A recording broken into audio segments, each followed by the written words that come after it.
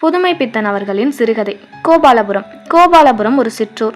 சிறிது இடிந்த சிவன் கோயிலின் கோபுரம் ஊரின் கீழ்ப்புறத்தில் இருக்கும் மாந்தோப்பின் மீது ரஸ்தாவின் திருப்பத்திலிருந்து பார்த்தால் தெரியும்.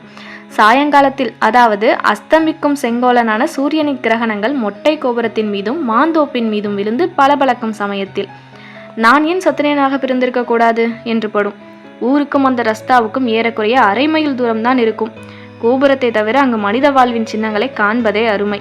தூரத்து மைதானத்தில் 2-3 எருமையோ ஆட்டுக்குட்டியோ மேய்வதை பார்ப்பதும் மாட்டுக்காரனின் குரல் கேட்பதும் விதிவிலக்கு. வாழ்க்கையில் கசப்புற்றவர்களும் தனிமை என்றும் காதல் என்றும் அழகு என்றும் அர்த்தமில்லாமல் பேசும் கவிஞர்களுக்கும் அவ்விடத்தில் மன நிம்மதி கிடைக்கும். நானும் அவ்வூரில் தங்கிய வந்தான். அதாவது ஒரு காலத்தில் என்னை அவ்வூர்க்காரர்கள் தெரிந்து கொள்வார்கள். ஆனால் இப்பொழுது அது பெருங்கதை. மனிதன் தெய்வ சிருஷ்டியின் சிகரம் என்பது சாஸ்திரக்காரர்களும் விஞ்ஞானிகளும் ஏகோபித்துப்படும் முடிவு. நான் கவனித்தவரை அந்த மாதிரி கேவலமான சிருஷ்டியை படைத்த பிறகு கடவுளுக்கு உணர்ச்சி ஏதாவது இருந்தால் வெட்கத்தினால் தூக்கு போட்டு கொண்டிருக்க வேண்டும் என்றுதான் கூறுவேன்.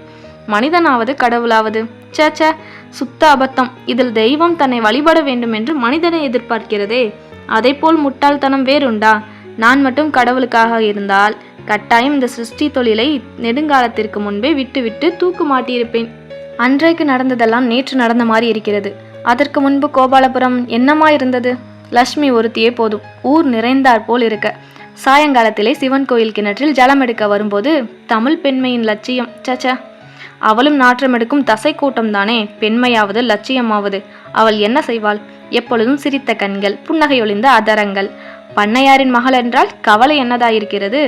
மாமரத்து மொட்டு கிளை குயில் போல் குதூகலமாக இருந்தாள்.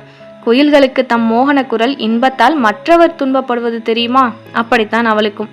வாழ்க்கை இன்பம் என்ற பெரும் களியாட்டமாக சென்றது. அப்போது நான் அங்கே போய் தொலைந்தேன். வேறு எந்த ஊராவது என் மனதில் தோன்றக்கூடாதா?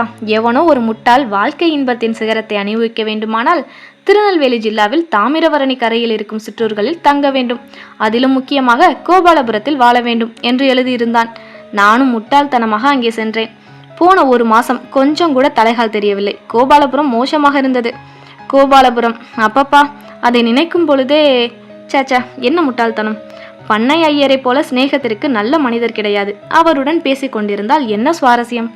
ஆனால் ஒவ்வொரு மனிதனுள்ளும் ஒரு பேய் ஒளிந்து கொண்டிருக்கிறது என்பது சுவாரஸ்யமாக பேசிக் கொண்டிருக்கும் பொழுது தெரியுமா? எவன் ஒருவனை கீறினாலும் ரத்தம் தான் வரும். உள்ளிருக்கும் தனிமையை காண்பிக்கும் சிவப்பு வெளிச்சம் மாதிரி. மனிதன் அதற்கப்புறம் அவன் சுவாரஸ்யமாக புழுகும் விதி. அதை பற்றி அதிகமாக கூற வேண்டுமானால் பைத்தியக்கார ஆஸ்பத்திரிக்கு சரியான வேதாந்தம். அதிலிருந்து தான் அம்மாதிரியான அசட்டுத்தனம் வர முடியும். மனிதத்திற்கும் தெய்வத்திற்கும் என்ன சம்பந்தம்? விதியாம் விதி. நான் உட்கார்ந்து எழுதும் அறையில் இருந்து பார்த்தால் லட்சுமி ஜலம் எடுக்க போவது தெரியும். அவளது கலங்கமற்ற சிரிப்பு உள்ளத்தை எவ்வாறு தீத்ததென்று யாருக்கு தெரியும்? நான் மனிதன். கண்டவிடத்தில் எனது உள்ளத்தின் கொதிப்பை திறந்து காண்பிக்க முடியும். அதிலும் லட்சுமியிடம் மனிதனும் குரங்குதான். எதை எடுத்தாலும் பீத்து முகரத்தான் தெரியும். அவள் எனது லட்சியம். வேறொருவனை கல்யாணம் செய்து கொண்டு அவனை காதலிப்பவளை என்னால் காதலிக்க முடியுமா? எனக்கு உரிமையுண்டா? உணர்ச்சி உரிமையை தான் கவனிக்கிறதாக்கும். நட்சத்திரம் வேண்டுமென்று அழுகிற குழந்தைக்கு எதை கொடுத்து ஆற்ற முடியும்? எனது காதல் பாபம் எனக்கு தெரியத்தான் செய்யும். ஆனால் இம்மாதிரியான பாபங்கள் எத்தனை வேண்டுமானாலும் செய்யலாம், செய்ய வேண்டும். பாபந்தான் மனிதனது உடலை புனிதமாக்குகிறது. மனிதன் அவனை போல் அசட்டுத்தனமான பிரகிருதியே கிடையாது. மனிதன் புழு. அவளுக்கு என் உள்ளத்து எரிமலையின் கொந்தளிப்பு தெரியாது. கோபாலபுர மோகத்தில் நாவல் எழுத வேண்டும் என்ற பைத்தியம் பிடித்தது. கோபாலபுரத்தில் வாழ்க்கையை சித்தரிப்பது இலக்கியத்தின் வெற்றி என்று நினைத்தேன். படமும் படிப்படியாக வளர ஆரம்பித்தது. அதில் லட்சுமியும் இடம்பெற்று அதிசயமாற்று. ஜன்னலிலிருந்து பார்க்கும் பொழுது லட்சுமியின் கலங்கமற்ற சிரிப்பு எனது நாவலின் வளர்ச்சிக்கு ஊக்கமளித்தது. அன்று தீபாவளிக்கு முதல் நாள். அவளுடைய புருஷனும் பட்டணத்திலிருந்து வந்திருந்தான். பண்ணையார் வீட்டில் ஏக தடபுடல் என்று நான் சொல்ல வேண்டுமா? மறுநாள் இந்த புழுக்களின் தன்மையை காண்பிக்கும் நாள். அது யார் கண்டார்கள்? மதியானம் நான் அவர்கள் வீட்டிற்கு போனேன். வாசற்படியில் ஏறினதும் எனக்கு என்னமோ ஒரு மாதிரியாக இருந்தது. எல்லோரும் கூடத்தில் உட்கார்ந்திருந்தார்கள். பண்ணையார் ஒரு நாட்காரியில் உட்கார்ந்திருந்தார். எதிரில் ஒரு சோபாவில் லட்சுமியும் அவள் கணவனும் உட்கார்ந்திருந்தார்கள். மூவருக்கும் எதிரில் அவள் தம்பி சுந்து பெரிய மனிதனை போல் உட்கார்ந்திருந்தான். லட்சுமியின் முகம் குன்றி போய் வெளிரி இருந்தது. அவள் கணவன் சித்திர பதுமை மாதிரி திருத்திருவென்று விழித்து கொண்டிருந்தான். அம்பி அவரிடம் ஒரு கடிதம் கொடுத்தான். உமது மேசையில் இருந்ததாம், அது எழுதியது நீர்தானா? பாரும் என்றார் பண்ணையார். எனது மனம் கலங்கமற்றிருந்தால்தானே? கடிதம் நான் தான் எழுதினது. ஆனால் அது எனது நாவலின் ஒரு பகுதி. அப்படி சொன்னால் நம்புவார்களா? அவள் பெயரும் லட்சுமி. நானும் என்னால் என்றவரை சொன்னேன். மனம் கலங்கமாக இருக்கும் பொழுது என்னதான் சொல்ல முடியும்? எனக்கு சுந்துவின் மீது கோபம் வந்தது.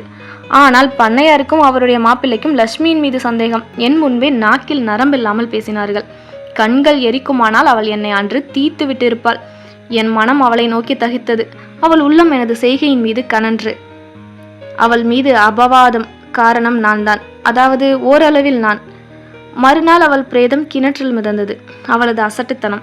பிறகு அங்கிருக்க முடியுமா? உலகமே எனக்கு எரிமலையாக இருக்கிறதே. ஓரிடத்தில் தலை வைத்து தூங்க கூட முடியவில்லை.